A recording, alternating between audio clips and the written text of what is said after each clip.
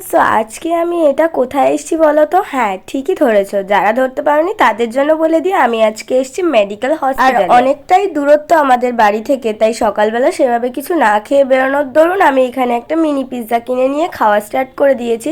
আর ওদিকে মা অপেক্ষা করছে যে কতক্ষণে এই লম্বা লাইনটা শেষ হবে, কারণ লাইন কিন্তু প্রচুর। আর মায়ের শরীরটা খারাপ করছিল, তাই মাকে বললাম যে ঠিক আছে তুমি ওখানে গিয়ে বসো, আমি খানিকটা লাইন এগিয়ে গেলে তোমাকে আবার ডেকে নেব।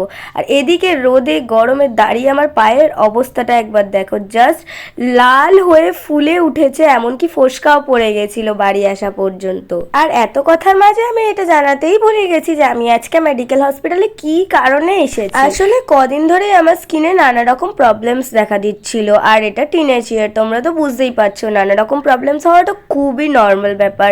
বাট তাও একবার ডক্টর দেখিয়ে নেওয়াটা তো ভালো, তাই জন্যই গিয়েছিলাম। আর বললো যে এই স্কিন প্রবলেমসগুলো আমাকে আরও 6-7 বছর সহ্য করতে হবে। সো তাই জন্য আর বেশি কথা না বাড়িয়ে চটপট বাড়ি চলে এসেছিলাম, কারণ বেলা অনেকটাই বেড়ে গেছিলো। আর এদিকে ভাইয়েরও শরীর খারাপ, ও খুব কান্নাকাটি করছিল। বাট বাড়িতে এসেই দেখি বোটের এই এয়ারপডসগুলো এসছে, যেটা অর্ডার করেছিল কাকা। বাট এর প্যাকেজিংটা এতটাই সুন্দর যে আমি তোমাদের সাথে শেয়ার না করে পারলাম না।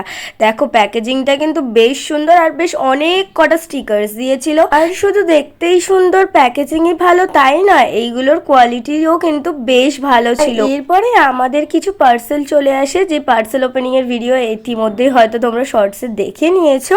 সো এই ফার্স্ট যেটা এসছে, যেটা অলরেডি এখন আমাদের রিটার্ন করে দেওয়া হয়ে গেছে, একটা হোয়াইট ব্লাউজ অর্ডার দিয়েছিলাম, বাট আমাদেরই ভুল, আমরা ঠিকঠাক করে না দেখেই নিয়েছি, তাই জন্য কালারটা এটা সিলভার এসছে। আর সাইজ কিন্তু দিয়েছিলাম ঠিকই, বাট তাও কিন্তু সাইজ ঠিকঠাক আসেনি। এটা মিশো আমাদের সাথে বড় একটা স্ক্যাম করে দিয়েছে। যাই হোক, নেক্সট পার্সেলটাই কি আছে সেটা দেখার জন্য এক্সাইটেড থাকলে চ্যানেলটা অবভিয়াসলি সাবস্ক্রাইব তো করতেই হবে। আজকে মিনি ব্লগটা এই পর্যন্তই, বাই।